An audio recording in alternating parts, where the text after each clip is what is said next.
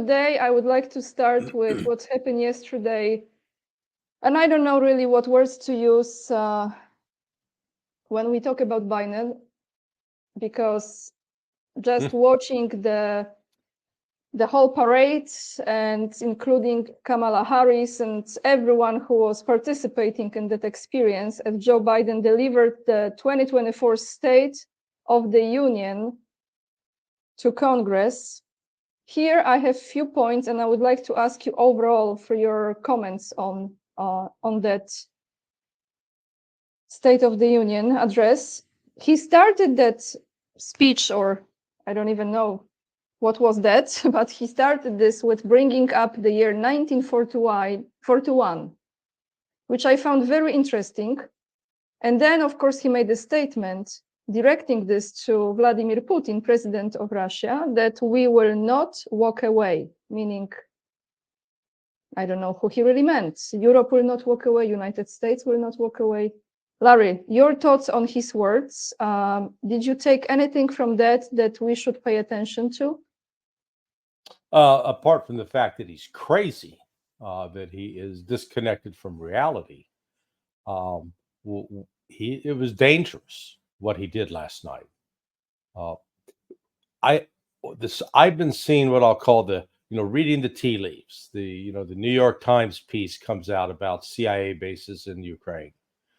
Victoria Nuland leaves her job. So these are all, to me, indicators that the United States is getting ready to effectively walk away from Ukraine. Yet Biden was making it pretty clear last night in his speech that this is politically important to him. I think his team has decided they cannot afford what will be seen as a loss in Ukraine in this election year. And then this gets us into a lot of U.S. politics, but it's probably important to talk about some of that, because there was a lot of speculation among both Democrat circles and, let's call it, the non-Trump supporting Republican circles, that Biden is going to be forced to resign, or he will bail out, or he will quit, and that they'll put in some magical candidate like Michelle Obama, and that we'll be rid of Joe Biden. Yet, if you listen to Biden, he has no intention of doing that. And there are other reports that he was directly confronted by Barack Obama about, stepping down, and basically told Obama to, screw off, go away.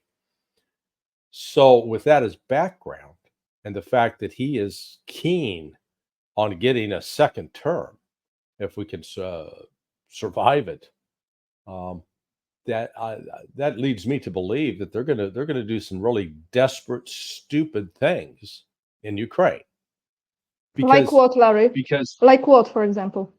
So they're going to support terrorist attacks. I think they're going to provide the ATACMS missiles, and that those missiles will be used inside of Russia, beyond just what's happened along the in the Donbass territory, and right there along the immediate border. It's going to create a situation where Russia will retaliate, and not just inside Ukraine, outside of Ukraine.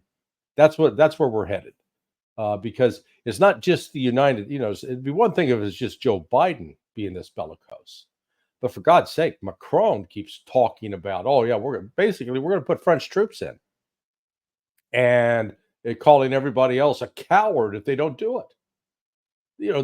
This kind of talk by these so-called world leaders is just so irresponsible, and they're ignoring, what Vladimir Putin is saying. Let me see if I can pull up real quick. I was just reading this morning one of Putin's recent warnings, and it's, people need to pay attention. That Putin's not one to make idle comments or just something off some mindless threat. He's not talking to suck up to politics. He's really sending a very clear message. And let's see, here it is. Yeah, this is what Putin said 2 years ago. A few important, very important words for those who may be tempted to interfere in the events taking place. Whoever tries to stop us, and even more so to create threats to our country, to our people, should know that Russia's threat will be immediate and will lead you to consequences that you never faced in your history. We are ready for any eventuality. All the necessary decisions have been taken in this regard. I hope that I will be heard. And, nobody's listening. No, but nobody in the Biden administration is listening. And it's clear that in some of in the UK, they're not listening. In France, they're not listening. Germany's sort of listening. Poland, I don't think Poland's listening. Uh, so you do have a division in NATO, but what I see based upon Biden's comments last night, uh, this war is going to expand, and it's likely to involve military actions in Europe that the Europeans have come to regret.